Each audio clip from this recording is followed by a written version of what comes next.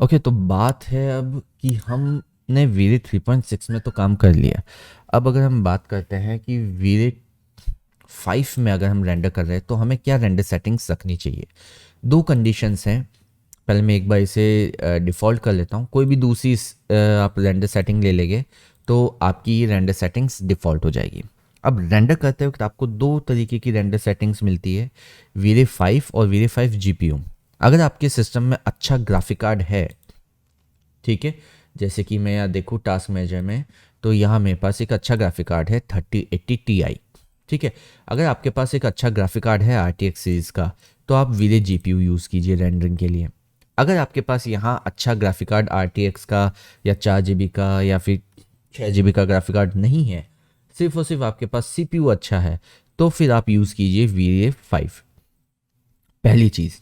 अब दूसरी चीज़ ये है, जो सेटिंग्स हम वीरे 5 में चेंज करेंगे वही सेटिंग्स वीरे 5 जीपीयू में चेंज करेंगे। दोनों में कोई फ़र्क नहीं है, कोई दिक्कत नहीं है।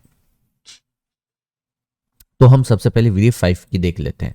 ठीक है, वीरे 5 में अगर हमें रेंडर करना है तो रेंडर सेटिंग में सबसे पहले हमें कुछ रेंडर एलिमेंट्स की ज़रूरत रहती है, ताकि हम फोटोशॉप में भी चाहे तो कुछ पोस्ट प्रोडक्शन, पोस्ट एडिटिंग वगैरह कर सकें।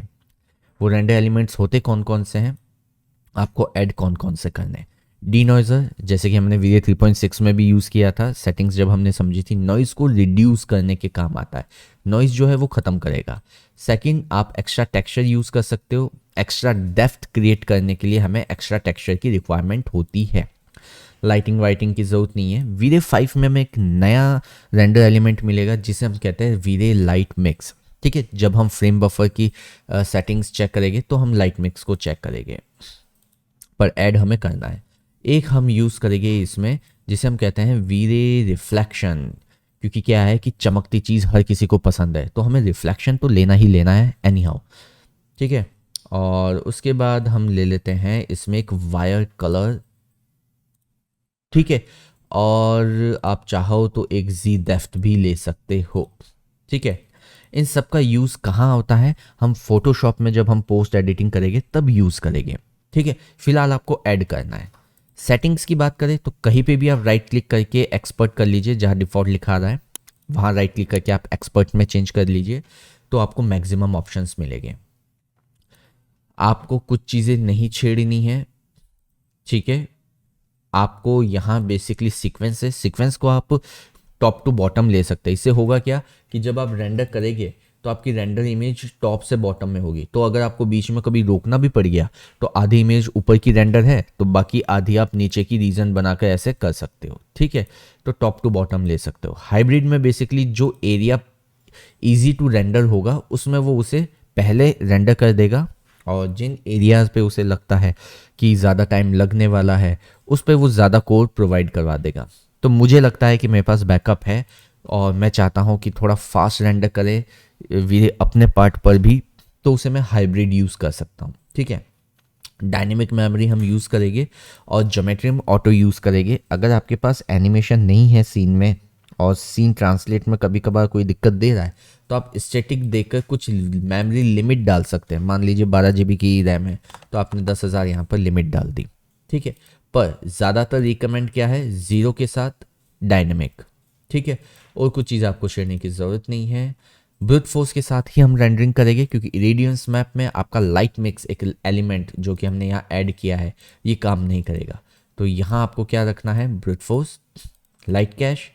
ठीक है, brute force and light cash जो स्टैंडर्ड है वही वैल्यू। इनको छेड़ने से ऐसा कोई भी आउटपुट में फ़र्क आपको नहीं दिखाई देगा जो मैं आपको रेंडर करके दिखाऊं और बताऊं देखो ये चेंज हो गया, ऐसा कुछ नहीं होने वाला। ठीक है, बस होगा ये कि रेंडर टाइम ज़रूर 5 मिनट से 20 मिनट पहुंच जाएगा।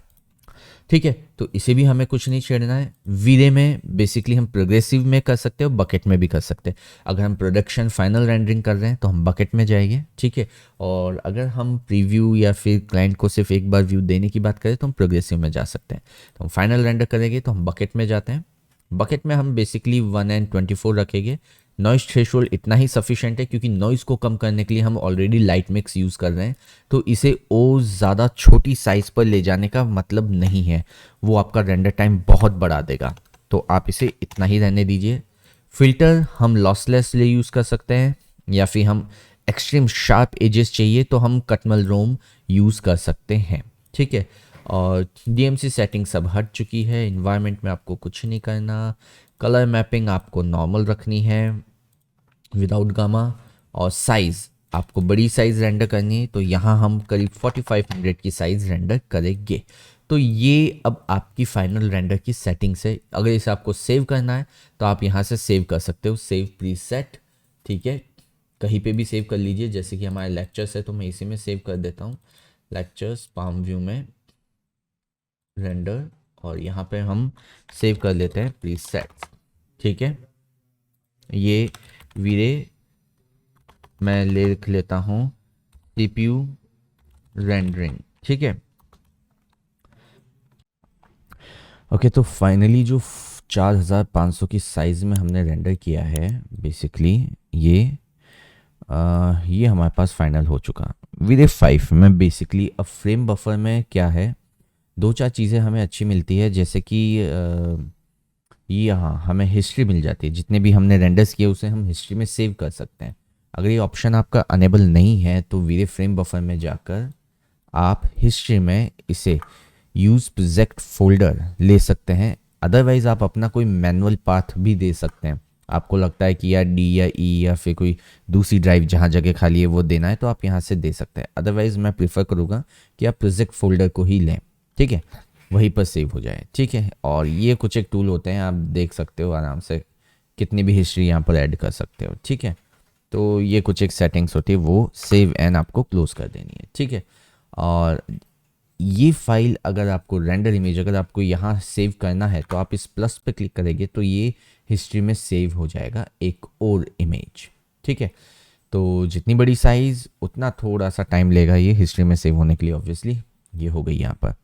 इससे फ़ायदा ये है कि अगर आपने फाइल क्लोज कर दी, बंद कर दी, रीसेट कर दी, तो भी बेसिकली क्या है कि आप वापस से इस हिस्ट्री पर क्लिक करके इसे कॉल कर सकते हैं। मान लो जैसे मुझे ये वाला मैंने रेंडर किया था, ठीक है। अब इसमें मुझे लगता है कि कुछ ना कुछ मेरे को यहाँ इमेज में करेक्शंस करने हैं, तो मैं यहाँ से कर सकता हूँ, ठीक है। वार्म चाहिए था और वार्म, क्लाइंट ने कहा नहीं टेंट एकदम ब्लूइश चाहिए था, रेडिश चाहिए था, मेजेंटा में जाना था, तो हम वो शेड्स यहाँ से करेक्शंस अब भी कर सकते हैं, ठीक है। तो हमारे पास सारे ऑप्शंस रह जाते हैं, बार बार इस फाइल को ओपन करने की हमें बार बार ज़रूरत नहीं पड़ती है, ठीक है। ये है, तो अगर नाइट करना है तो हमने डायरेक्ट इसको फ्रेम बफर में कॉल कर दिया और नाइट कर दिया, काम ख़त्म, ठीक है। हमें जैसे जैसे चाहिए इसमें करेक्शंस वो हम कर सकते हैं, ठीक है।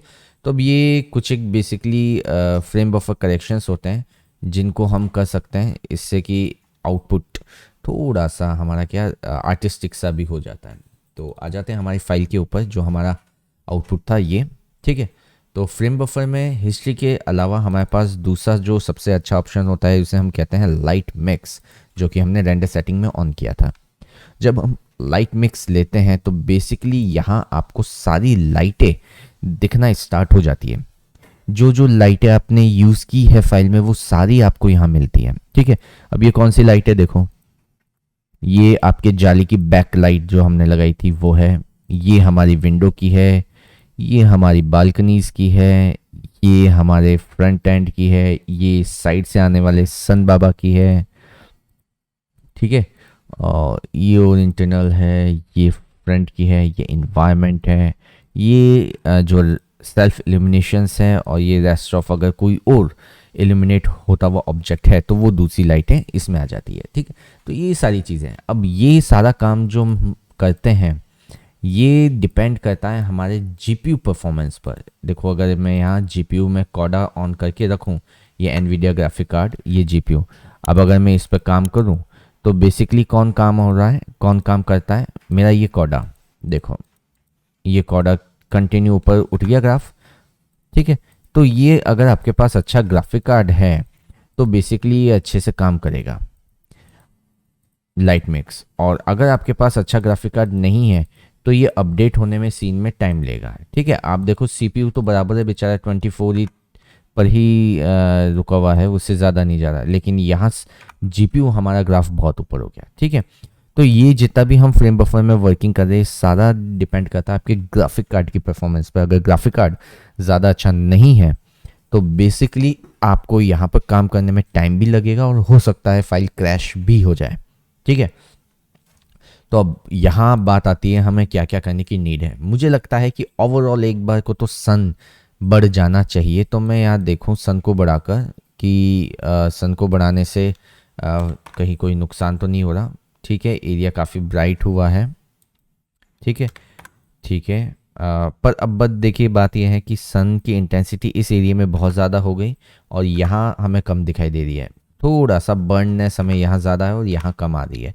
तो बर्ननेस को कम करने के लिए हम डिस्प्ले करेक्शन में यहाँ से हम ले सकते हैं एक्सपोजर और ये हाईलाइट हम कर सकते हैं बंद, जैसे वीरे 3.6 में हमने किया था। सेम वही तरीका है, ये बर्ननेस हमने कर दी कम। ठीक है, हमें चाहिए एक्सपोजर हल्का सा सीन ब्राइट हो, तो यहाँ से हमने क्या कर दिया, सीन को थोड़ा सा एक्सपोजर ब्राइट कर दिया ताकि सीन हमें क्लियर थोड़ा सा दिखाई दे। ठीक है, बर्ननेस हम कम कर सकते हैं। सनलाइट मुझे लगता है कंपैरेटिवली बहुत ज़्यादा हो गई, तो 2 सफिशिएंट है, बेस्ट, कोई दिक्कत नहीं। ओके, और अब बाकी की लाइट देख लेते हैं। ये लाइट तो हमारी यहाँ है, सही है, ये ठीक है, बंद हो जानी चाहिए अगर डे है तो, अननेसेसरी ना दिखाई दे। अंदर की भी ऑब्वियसली बंद हो जानी चाहिए। ये रहने देते हैं हमारे इस साइड में, क्योंकि यहाँ डायरेक्ट सन नहीं आ रहा, तो हम इन लाइट्स को ऑन कर सकते हैं। जिस तरफ डायरेक्ट सन आ रहा है उस डायरेक्ट सन की तरफ हम लाइट ऑफ ही रखें तो ज़्यादा बेटर है। ठीक है, इसे भी हम ऑफ रख लेते हैं, डे वाला पूरा नेचुरली डे वाला फील आए, इसे भी हम बंद रख लेते हैं। ये तो हमारा इन्वायरमेंट है ही और ये है ही। ठीक है, तो डे के लिए बेसिकली हम इस तरीके का कुछ सेटलमेंट कर सकते हैं। यहाँ पर काफ़ी सेटल्ड है, यहाँ हमारे पास काफ़ी डार्कनेस और मिड टोन दिखाई दे रही है, यहाँ शेडो है और इधर काफ़ी ब्राइटनेस है, तो ये बैलेंस्ड है, थोड़ा सा सेटल है। पर बात आती है कलर शेड्स की। अब कलर शेड्स में हमें हो सकता है कि इसका वाइट बैलेंस थोड़ा सा चेंज करना पड़े, टेम्परेचर जिसे हम कहते हैं। हमें लगता है कि सीन थोड़ा वार्म होना चाहिए तो हम वार्म शेड में जा सकते हैं। हमें लगता है नहीं यार ब्लूइश में आना चाहिए तो हम ब्लू में जा सकते हैं। ठीक है, डिपेंड करता है कि आपको कौन सा शेड ज़्यादा बेटर लग रहा है। मैं इसमें हल्का सा मेजेंटा मिक्स करूँगा तो सीन थोड़ा सा मुझे डे वाला ज़्यादा टिंट देगा। शान मेजेंटा थोड़ा सा मिक्स हो जाएगा तो डे वाला टिंट मेरे पास थोड़ा सा ज़्यादा आ जाएगा, अच्छा आ जाएगा। ठीक है, और यहीं पर हमारे पास और ऑप्शंस हैं कलर बैलेंस के भी। अगर आपको लगता है कि कुछ कलर्स के साथ आप प्ले कर सकते हैं, जैसे कि इसमें मुझे लगता है हल्की सी ग्रीननेस बढ़नी चाहिए, काफ़ी ग्रीनी ग्रीनी हो रहा है, प्लांटेशन बहुत है लेकिन ग्रीननेस थोड़ी कम है, तो यहाँ मैं हल्की सी इसमें ग्रीननेस भी ऐड कर सकता हूँ। ठीक है, तो यहाँ कलर बैलेंस में हमें ग्रीननेस हल्की सी मिल गई, रेडिश हल्का सा बढ़ा देते हैं। ठीक है, ओके, ये सारा हमारी आँखों पर डिपेंड करता है, आँखों को जो भाया वो कलर हमने लगाया, जो भी कह लो। ठीक है, और यहाँ बेसिकली यूज़ करने के लिए हमारे पास एक बैकग्राउंड एक ऑप्शन होता है। यहाँ आपको लगता है कोई बैकग्राउंड आप चेंज कर सकते हो, रिप्लेस कर सकते हो, तो यहाँ से हम उठा सकते हैं। जैसे कि हालांकि ये मैं ज़्यादा सजेस्ट नहीं करूँगा क्योंकि इसमें हमें काफ़ी प्रॉब्लम्स होती है, क्योंकि स्काई सब एक से नहीं होते, कोई ओवर ब्राइट होता है, कोई डल होता है, कोई ओवरकास्ट होता है ना, अलग अलग शेड्स के होते हैं। अब जैसे मैं ये स्काई लिया तो देखो स्काई यहीं पर चेंज हो गया, लेकिन यहाँ स्काई चेंज करने से हुआ क्या, यहाँ पर ये एजेस लाइन हमें इमेज में दिखाई देने लगी, क्योंकि इस बैकग्राउंड के अकॉर्डिंग यहाँ इन पेड़ों के अंदर क्या था, हल्का सा रिफ्रैक्शन था। अगर हम फाइल में देखें मटेरियल एडिटर, कॉम्पैक्ट पिक, अगर हम यहाँ देखें, ठीक है, तो इन पेड़ों के अंदर क्या है, हल्का सा रिफ्रैक्शन भी हमने यूज़ कर रखा है ट्रांसल्यूसेंसी के साथ। ठीक है, तो इससे क्या होता है, ठीक है, तो इससे क्या होता है कि हल्का सा इन्वायरमेंट का इफेक्ट इसके ऊपर भी आना स्टार्ट हो जाता है। तो ब्लू कलर जो स्काई का है वो इस पेड़ों पे आने लगा, और जब हमने इस स्काई को चेंज कर दिया तो वो कलर और पीछे का मेरा स्काई कलर आपस में क्या हो गया, क्लैश होने लगा, और इस वजह से क्या है, उनके बीच का जो वेरिएशन है वो कलर शेड में ये ब्राइट सा हमें दिखाई देने लगा। इसको हम बेसिकली शेड को मिक्स कर सकते हैं। अगर हमें थोड़ा बहुत अरेंजमेंट चाहिए कि हल्के से स्काई फील भी आ जाए और हमारा पीछे वाला कलर भी ठीक रहे, तो आप यहाँ एडजस्ट करके देख सकते हैं जितना आपको ठीक लगे कि हाँ इतना तो चल सकता है, कोई दिक्कत नहीं। अब इतना विजिबल भी नहीं हो रहा वन ओ शार्प लाइंस, तो इतना स्काई आप इसके साथ मर्ज कर सकते हैं। यहाँ आप दूसरा बैकग्राउंड भी मर्ज कर सकते हैं। इस बैकग्राउंड के अलावा आपको दूसरा और बैकग्राउंड चाहिए तो आप वो भी यूज़ कर सकते हैं, मतलब मना ही नहीं है कि आप एक के बाद दूसरा यूज़ नहीं कर सकते हैं। ठीक है, ये लो दूसरा भी हमने इसमें यूज़ कर दिया। ठीक है, अब इसका भी कितना इफेक्ट चाहिए वो सेट कर सकते हो। फिट की बात करें तो बहुत छोटा इसका ही है, इमेज ठीक नहीं है ये, तो प्रॉपर फिट नहीं हुई।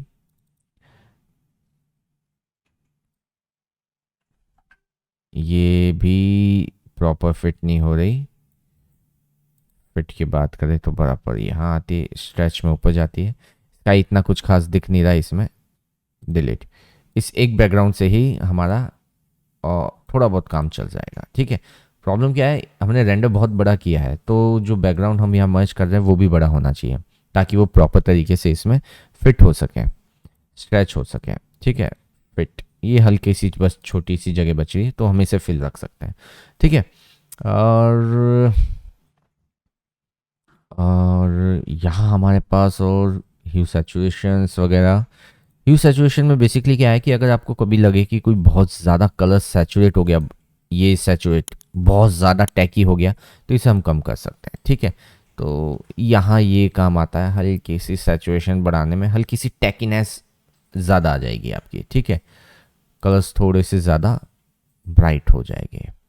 कर्व, अगर आपको कर्व यूज़ करने हैं थोड़े से शेड्स तो आप यूज़ कर सकते हो, पर मुझे इमेज में कहीं ज़्यादा कर्व डालने की ज़रूरत लग नहीं रही, क्योंकि जितना आप कर्व डालोगे उतनी डेप्थ ज़्यादा बनेगी और ब्राइटनेस और कर्व, मतलब ब्राइटनेस और डार्कनेस के बीच का जो मिड टोन है वो ज़्यादा कर्व में कंट्रोल होगा। पर यहाँ मुझे खास रिक्वायरमेंट लग नहीं रही क्योंकि रेंडर मेरा ओवरऑल ठीक ही आया है। और लुकअप टेबल, अगर आपके पास कोई LUT इफ़ेक्ट्स हैं, जैसे कि आप यहाँ से कॉल करें फोटोशॉप के कुछ LUT इफ़ेक्ट्स, या फिर कुछ लाइब्रेरी में अगर हमने डाउनलोड कर रखे हैं तो एक बार मैं देख लेता हूँ। मेरे पास new library LUT colour grading free cinematic show 70+ CG beginner to hero tutorial logo look LUT। ठीक है, ये अगर मैं एक बार देखूं, एक बार मैं कॉल करता हूँ तो एक LUT इफेक्ट हो गया एक तरीके से, जो हमारा रेंडर है उसके ऊपर कोई इफेक्ट डालने के लिए। ठीक है, इसको कन्वर्ट टू sRGB स्पेस हम नहीं रखेंगे क्योंकि ये हम RGB में सेव करने वाले हैं और इसे हम करेंगे सेव इन इमेज। ठीक है, तो ये इमेज में सेव हो जाएगा। ठीक है, ये आपकी चॉइस है कि आप इसे कैसे रखना चाहते हैं, बाकी मैं इसे कन्वर्ट करने का सजेस्ट नहीं करता क्योंकि ये बहुत ज़्यादा ब्राइट हो जाता है और आपके जो ओरिजिनल कलर्स है उसको भी गायब करता है। ठीक है, तो यहाँ वैल्यूज़ आप देख सकते हो, आपको जैसे इसका सेट लगे, जितना इसका इफेक्ट आपको अच्छा लगे LUT का वो यूज़ कर सकते हो। और यहाँ आपकी सारी वो आ जाती है रिसेंट जितनी भी आपने कॉल की है। 70s वाली आप देखो, ये बहुत ज़्यादा गामा क्रिएट कर रही है। ठीक है, उससे नीचे ये है, उससे नीचे ये है। अब देख लो आपको जो LUT इफेक्ट अच्छा लगे। ड्यूटोन फिर भी ठीक लग रहा है। सीन में भी हमारे पास दो ही कलर शेड के साथ हम गए हैं और ये एनहेंस्ड भी अच्छा है, क्लीन कर रहा है हमारे सीन को।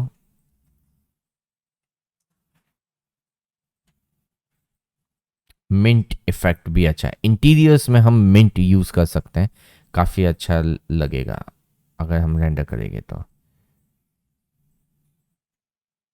रिदम भी अच्छा है, क्लीन हो गया काफ़ी।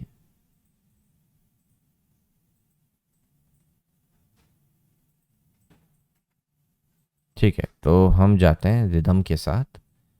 ओके, अब यहाँ इसका इफेक्ट आपको कितना रखना है वो आपके ऊपर, 0 या फुल।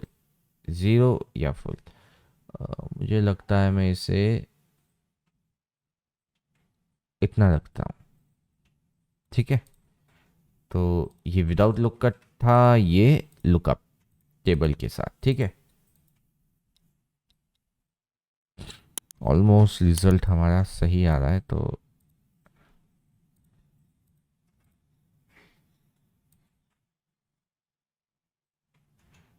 बहुत ज़्यादा सैचुरेशन हो रही है, इतनी ही रखेंगे हम। ठीक है, तो ये बेसिकली हमें लगता है एलयूटी सही है, सब चीज़ें ठीक है डे के हिसाब से। तो इसे हम क्या करेंगे, यहाँ से सेव कर देंगे इस ट्री को। ठीक है, ये जो हमने रेंडर सेटिंग की है या फिर जो भी हमने फ्रेम बफर पे काम किया है, हम इसे सेव करेंगे। हमारे लेक्चर्स में हम गए, पाम व्यू, रेंडर्स, और ये हो गए न्यू रेंडर्स। तो यहाँ हम सेव कर देंगे डे। ठीक है, डे हमने सेव कर लिया, और ये यहाँ से हमने इमेज भी सेव कर ली, रेंडर्स, न्यू रेंडर्स, और ये हो गया डे जेपीजी। ठीक है, अब बात आती है अगर इसका मुझे नाइट रेंडर करना है तो लाइट मिक्स में गए, और ऑब्वियसली अब मेरे को सूरज चाचू की ज़रूरत नहीं है, ऑफ। बाकी लाइटों की हमें ज़रूरत पड़ेगी। ठीक है, तो बाकी लाइटें हमने ऑन की। इन्वायरमेंट हमें डार्क चाहिए क्योंकि हम नाइट का रेंडर कर रहे हैं, तो हम कलर ले लेते हैं। ओवरऑल सिर्फ सन को बंद करके बाकी लाइटों को ऑन करके ठीक लग रहा है, पर विंडो लाइट्स को मैं थोड़ी सी और बढ़ा सकता हूँ, 2। ठीक है, अगर यहाँ लाइट प्लेसमेंट आपने रैंडमली किया होता तो सारी विंडो में इस तरीके से लाइट इल्यूमिनेट नहीं होती और रैंडमली होती, तो थोड़ा और नेचुरल आपको लगता। ठीक है, ये ऑन है, ये ऑन है, इसे हम ऑफ कर नहीं, ये भी ऑन रहनी चाहिए। ये थोड़ी ज़्यादा हो रही है, तो इसे हम थोड़ा कम कर सकते हैं, 0.5। ठीक है, आ, इसे थोड़ा हम बढ़ा सकते हैं, 2। हाँ, 0.3, 0.2। ठीक है, कभी भी पूरा ओवरऑल ब्राइट करने की कोशिश मत करना, वेरिएशंस रहने चाहिए। जब तक वेरिएशंस रहेंगे डार्क और ब्राइट के बीच में, तब तक इफ़ेक्ट अच्छे लगेंगे। Background of. ठीक है, और स्काई के साथ वो ब्लेंड कर सकते हैं, थोड़ा सा डार्किश हो गया। ठीक है, तो हल्के से क्लाउड। ठीक है, तो ये बेसिकली अब हमारा क्या, evening kind of night render हो जाता है। ठीक है, इसको हम ब्लेंड करके देख सकते हैं, और किसी तरीके का इसका अगर अच्छा लगे तो।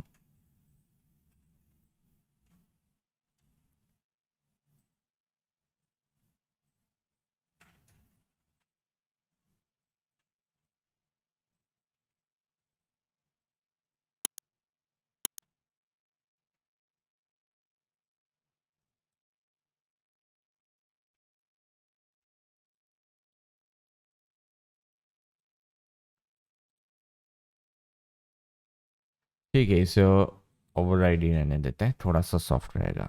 ठीक है, कलर्स मुझे लगता है थोड़े से कम होने चाहिए, तो सैचुरेशन हम थोड़ी सी कम कर देते हैं। ठीक है, कलर सैचुरेशन थोड़ी कम, ओके। और इसे हम सेव कर देते हैं, हमारा लेयर प्रीसेट ये हो गया नाइट, और image also save night, okay. ठीक है, तो अब हमें वापस से अगर हमारा डे वाला देखना है तो यहाँ से हम लोड करेंगे ये डे प्रीसेट, तो ये डे वाला ओपन हो गया। और हमें नाइट वाला वापस देखना है तो ये नाइट वाला। तो ये होता है हमारा फ्रेम बफर्स, जिससे हम जादू कर सकते हैं और इफ़ेक्ट्स सेव कर सकते हैं। ठीक है, अब इसमें हम बेसिकली कुछ एनिमेशन काइंड ऑफ चीज़ भी सेव कर सकते हैं अगर हम चाहे तो, क्लाइंट को देने के लिए। कैसे? जैसे ये लाइट है, यहाँ आपको फिर इमेजेस की सीक्वेंस सेव करनी पड़ेगी। ठीक है, तो सबसे पहले तो आप इन सबको बंद कर लीजिए।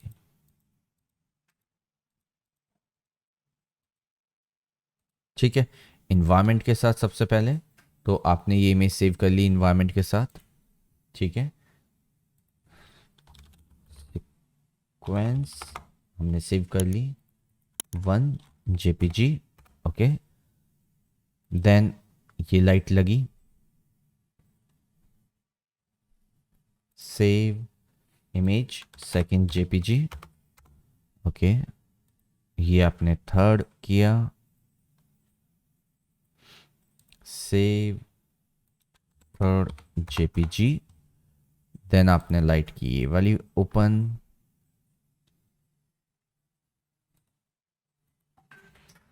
के साथ ये वाली, चलो यही रहने देते हैं 3rd वाली,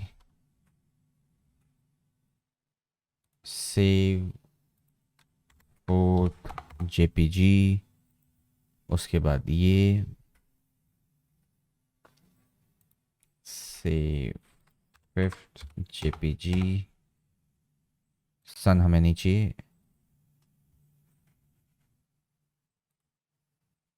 5th के बाद आपने डाल दी 6th JPG। ये लोड किया आपने। ठीक है, थोड़ी इंटेंसिटी बढ़ा देते हैं, save 7th JPG।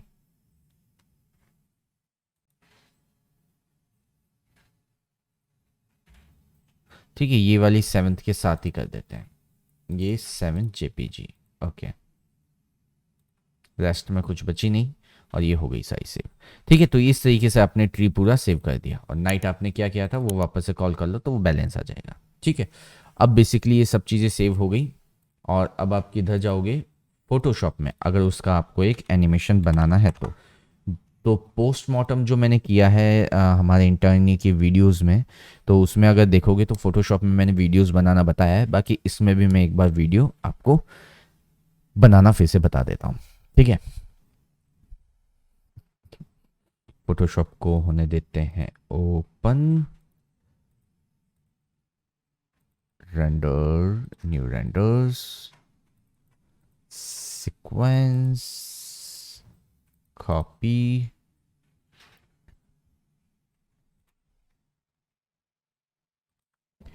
Okay, open करना है अब हमें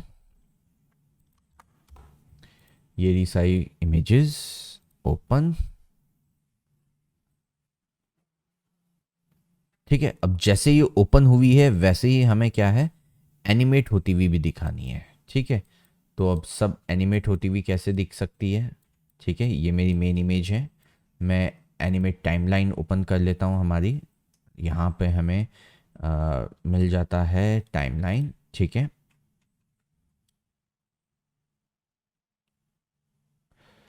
क्रिएट वीडियो टाइमलाइन। ठीक है, पहली इमेज आपकी ये है। ठीक है, सेकंड ये आनी चाहिए, तो मूव शिफ्ट के साथ आपने यहाँ रख दी, सेकंड इमेज आ गई।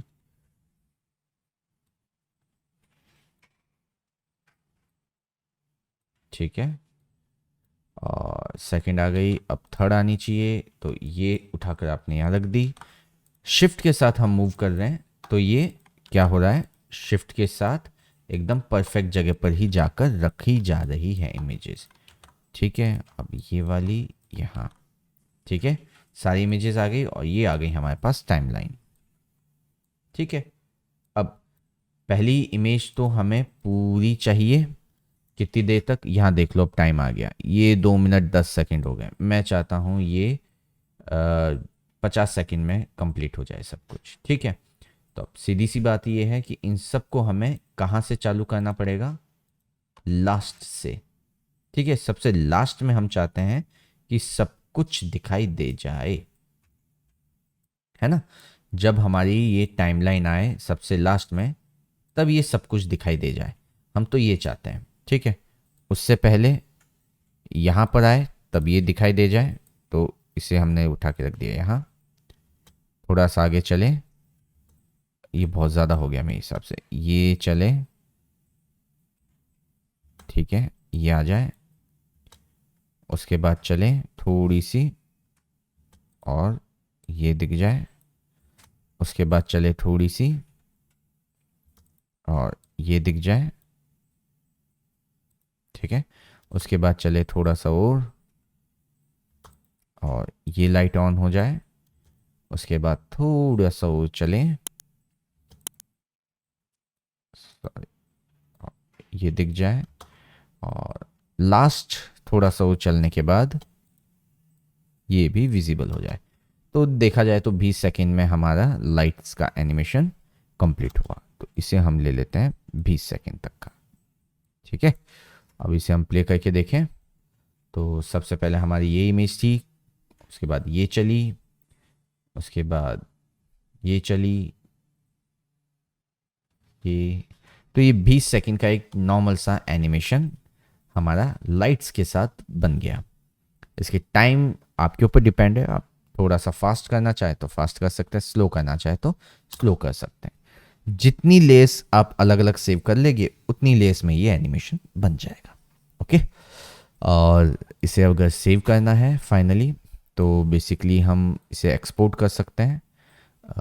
कहाँ है render video, render video 20 second का, ओके। फोल्डर लोकेशन आप ले लो, कहाँ आपको सेव करना है, जहाँ मल्टीपल इमेजेस डाली थी हमने वहीं पर हम सेव कर लेंगे। और फाइल का नाम 1mp3 हाई क्वालिटी, और ये बहुत बड़ी साइज़ में जा रहा है, इसे हम फुल एचडी ले लेते हैं। फुल एचडी ये आ गया, हम सिर्फ इसे इसी साइज़ में ले लेते हैं, ज़्यादा बढ़िया है रहेगा। 1280 1080 फुल एचडी 1280 नहीं 1920 1080, ठीक है। ये साइज़ में हम इसे सेव कर लेते हैं, ओके। रेंडर, ये फाइल अब आपकी सेव हो जाएगी और एक्सपोर्ट हो रहा है आपका वीडियो, ठीक है।